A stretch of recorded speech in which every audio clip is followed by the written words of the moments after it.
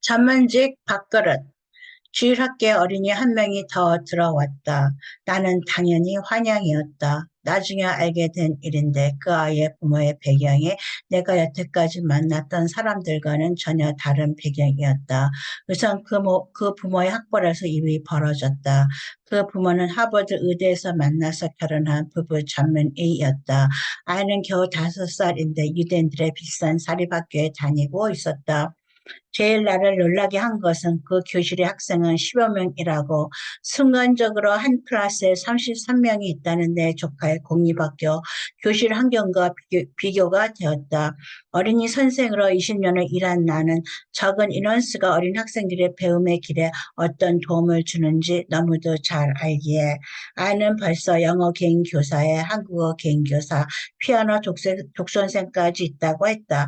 경제적으로도 여유가 있어서 그 아이는 자신의 집은 게이트가 있는 단지에 있고 할머니, 할아버지, 삼촌, 살림해 주시는 이모, 할머니 등등 자신의 식구에 대해 줄들이 높은 톤으로 명랑하게 제잘거리고 있었다.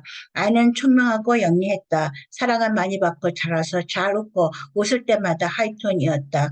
그러나 시간이 지나자 아이는 혼자서 사랑만 받고 자라고 위안만 받고 자란 아이 모습을 보이기 시작했다. 아이는 자신은 뭐든지 잘하고 칭찬받아야 하는 줄 알고 있었다.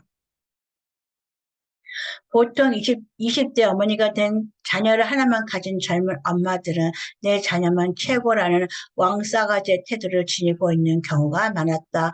30대 한 자녀를 둔 엄마들은 내 자녀뿐만 아니라 남의 자녀도 같이 잘 성장해야 한다는 공동체 의식이 있지만 20대 젊은 엄마들에게 공동체 의식이 적었다.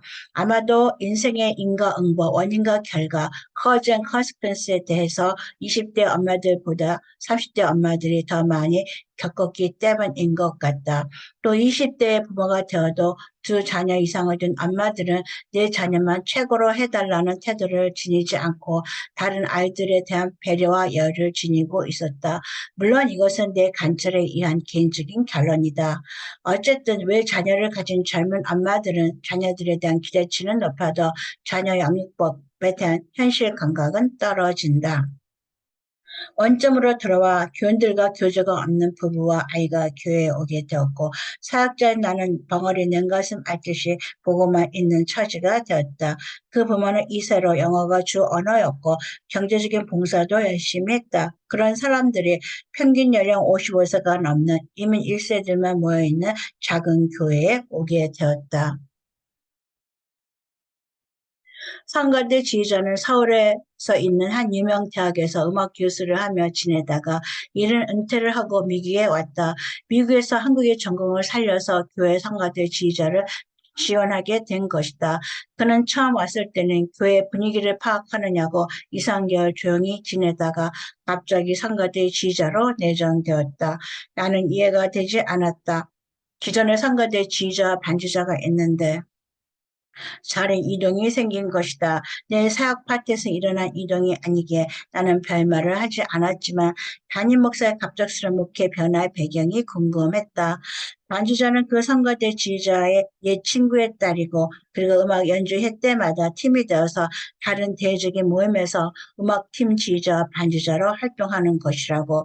그런 배경으로 잘 나가는 외투들 젊은 부부가 교인 100명도 되지 않는 작은 교회에 무보수 반주자로 오게 되었다. 물론 무보수로 일해주는 성가대 지휘자와 함께 세트로 온 것이다. 덕택에 성악 전공의 신학 전공이었던 부목사가 다른 파트로 옮겨야 했고 물론 교회에 새로운 실력자가 무엇으로 일해주겠다고 오는 것은 좋은 일이다.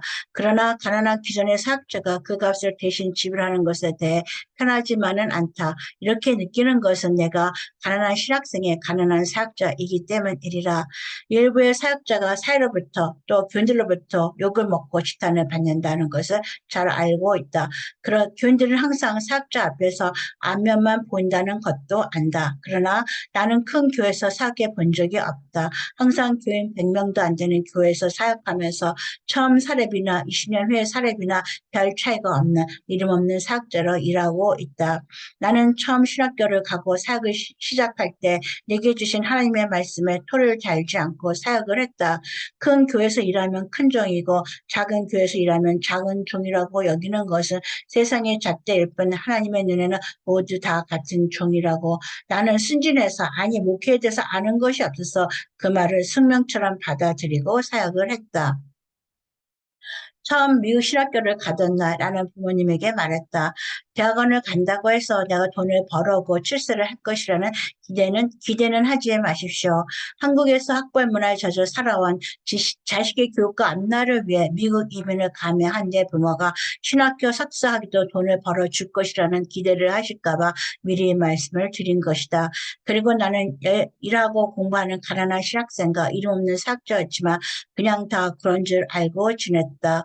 그러나 50대 중반을 지나는 은퇴를 생각하는 전도사로 지내면서 그 28살의 각오와 대화를 기억하면 차라리 그때의 마음이 그립다. 내가 그런 말을 하던 시절도 있었던가 하고 어느새 영생복락 면류관을 약속하신 하나님의 하늘에서 약속했다는 기쁨은 잊어버리고 세상의 부하기 명예를 필요로 하는 현실 앞에서 순수성, 단순성이 상실된 내 모습을 직면하게 되기에 1999년도에 나는 영어를 한국어로 번역하는 일을 했다.